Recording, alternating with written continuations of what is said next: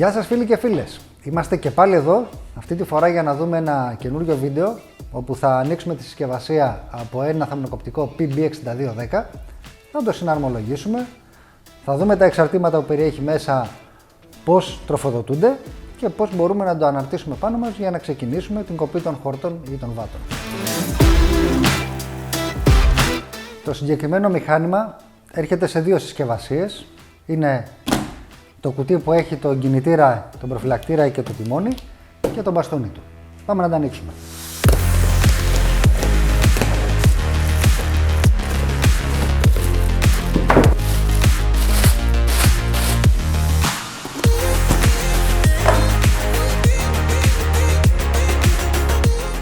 Περιέχονται οδηγίες χρήσης, η ζώνη εξάρτησης που θα χρησιμοποιήσουμε για να κρεμάσουμε το εργαλείο μας, μικρό δοχιάκι μίξης, τρίφτερος δίσκος για την κοπή χόρτων πάχους 1,6 χιλιοστά, διαμέτρου 255 χιλιοστά, δύο πλαστικά στερέωσης της ντίζας στο σωλήνα, το απαραίτητο μπουζόκλειδο για την αλλαγή του μπουζί και την τοποθέτηση εξαρτημάτων στο δίσκο, αλενάκια και κατσαβιδάκι, η κεφαλή της μεσινέζας κατασκευασμένη από αλουμίνιο με 4 εξόδους, η οποία είναι και universal, μπορεί να τοποθετηθεί σε ό,τι θαμνοκοπτικό μηχάνημα μπορεί να έχετε και γίνεται εύκολη αλλαγή με το αλενάκι μας.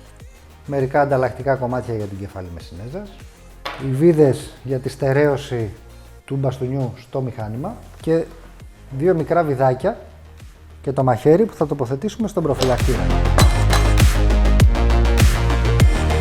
Ας δούμε τώρα ποια είναι τα χαρακτηριστικά που κάνουν το συγκεκριμένο μηχάνημα να ξεχωρίζει.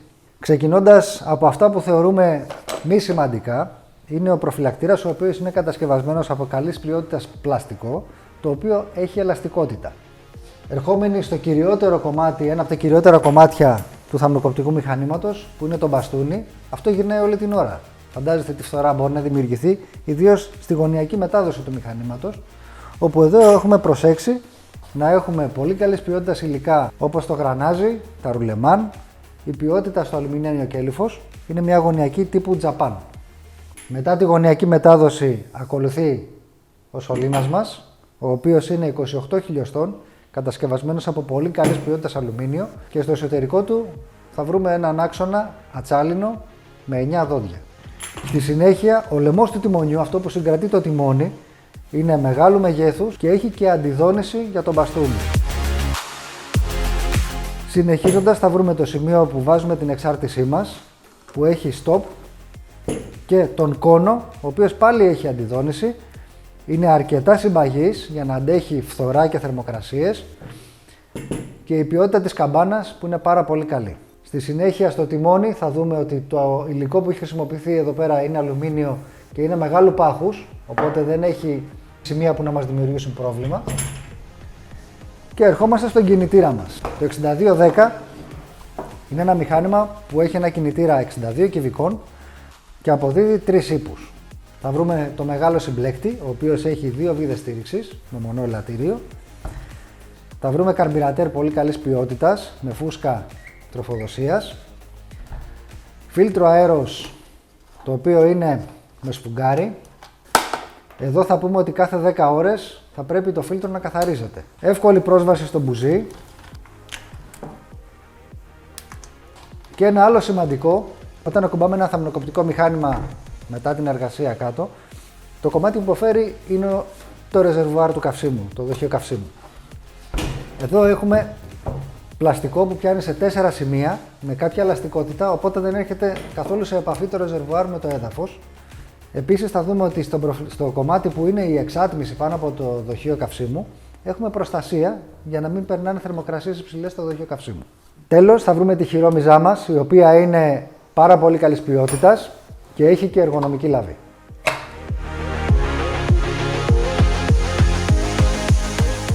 Περνάμε στη συναρμολόγηση. Αρχικά τοποθετούμε τον κόνο πάνω στον κινητήρα.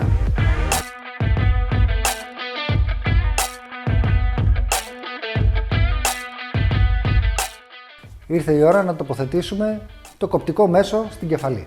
Στη συσκευασία θα βρούμε τον τρίφτερο δίσκο κοπής χόρτων, και την κεφαλή με συνέζας αλουμινίου, η οποία είναι 2 ή 4 εξόδων. Αυτό που θα χρειαστεί να θυμάστε πάντα είναι ότι η βίδα στα θαμνοκοπτικά μηχανήματα δεν είναι δεξιόστροφη, είναι αριστερόστροφη. Οπότε εμείς για να ξεσφίξουμε, αντί να πάμε αριστερόστροφα, θα πάμε ανάποδα δεξιόστροφα.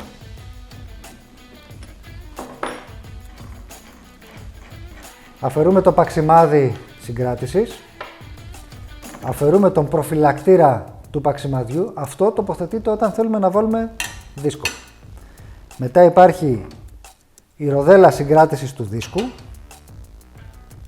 και αυτή εδώ τη ροδέλα την αφήνουμε πάντα επάνω. Είναι η ροδέλα προστασίας, η οποία έχει και την τρύπα για να βρίσκει κόντρα για να μπορέσουμε να σταθεροποιήσουμε τον άξονα. Οπότε βάζουμε τον δίσκο και μπαίνει ακριβώς εδώ πέρα στο σημείο που μας έχει την ειδική υποδοχή. Έπειτα τοποθετούμε τη ροδέλα συγκράτησης του δίσκου, τον προφυλακτήρα μας και το παξιμάδι μας, το οποίο θυμάστε ότι βιδώνει αριστερόστροφα. Για να σφίξουμε, βάζουμε το εξάρτημά μας για να κρατήσουμε κόντρα.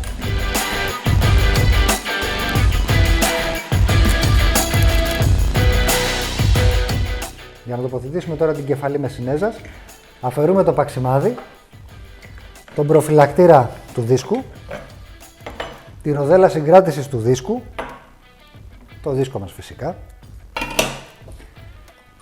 Ανοίγουμε την κεφαλή ξεβιδώνοντας, έτσι έχουμε 2 κομμάτια. Το κάτω κομμάτι έρχεται να τοποθετηθεί στην ροδέλα και μας δίνει το κέντρο, έτσι είναι κεντραρισμένη. Μετά βάζουμε μία από τις 2 ροδέλες που συμπεριέχεται. Η μία είναι με διάμετρο 10 χιλιοστά και η άλλη είναι με 8 χιλιοστά. Θα δείτε ότι δεν μπαίνει. Βάζουμε τη ροδέλα 10 χιλιοστών και το παξιμάδι μας. Κρατάμε την κόντρα μας. Μετά παίρνουμε την κεφαλή μας και τοποθετούμε πάλι αριστερόστροφα.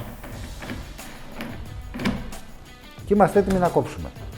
Σημαντικό να γνωρίζουμε ότι θα πρέπει σε μία κεφαλή με συνέζας, όταν έχουμε τα πλαστικά, να είναι όλα ίσου μήκους. Δηλαδή η ακτίνα να είναι ίση από το κέντρο. Εάν είναι μεγαλύτερη από τον προφυλακτήρα, θα κοπούν από το μαχαιράκι. Απλά εμείς θα πρέπει να έχουμε το νου μας όταν είναι πιο κοντά, να τα κόψουμε στο ίσο μήκος και κατά τη διάρκεια που κόβουμε, αν δούμε ότι ένα έχει κοπεί και συνεχίζουμε με το άλλο ή με τα άλλα 3, να γνωρίζετε ότι δημιουργεί μικροδονήσεις στο μηχάνημα. Γι' αυτό καλό είναι πάντα να έχουμε τα 2 άκρα να κόβουν σωστά. Μία κεφαλή κόβει, μία μεσινέζα κόβει πάντα με την άκρη της. Σπάνια θα φτάσει στο εσωτερικό, καθώς έχουμε την περιστροφή και δεν μπορεί να μπει μέχρι μέσα. Εκτός και αν το κομμάτι εξέχει και φτάσουμε και το χτυπήσουμε πιο κοντά και δεν έχουμε άλλα χόρτα. Έτσι η φθορά της μεσινέζας γίνεται από τα έξω προς τα μέσα, προς το εσωτερικό.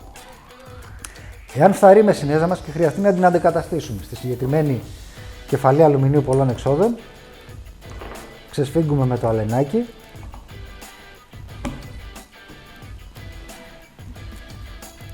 Λασκάρουμε λίγο και έτσι βλέπουμε ότι τα κομμάτια αφαιρούνται και μπορούμε να τροφοδοτήσουμε με φρέσκα κομμάτια.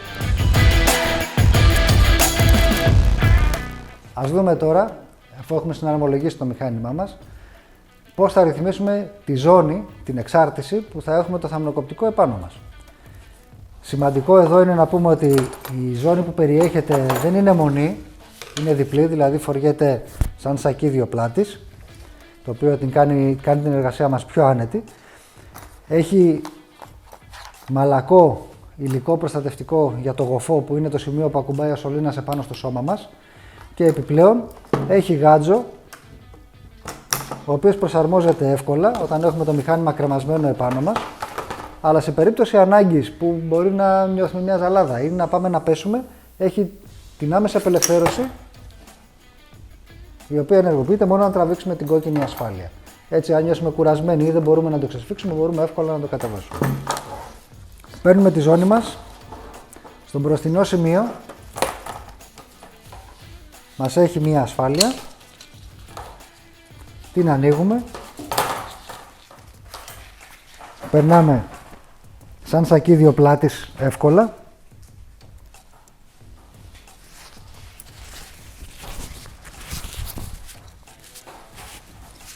Κλείνουμε την ασφάλεια μπροστά στο στήθος μας.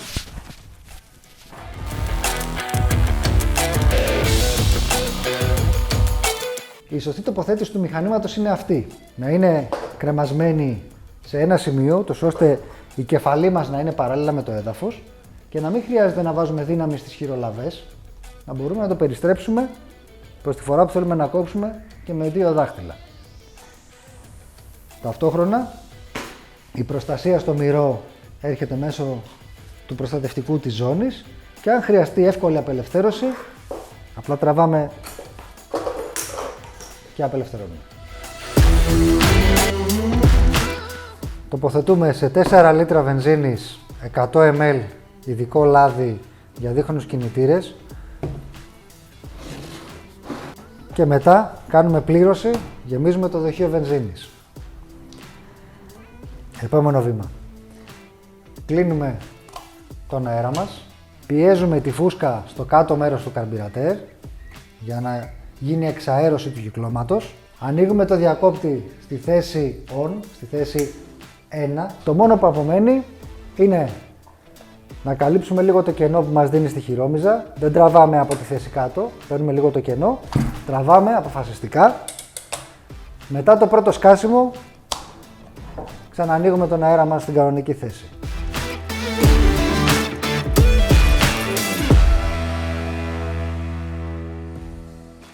Αυτή, φίλοι και φίλες, ήταν η παρουσίαση του θαμνοκοπτικού Nakayama PB6210, ενός κινητήρα ισχυρού 62 κυβικών που αποδίδει 3 ύπους.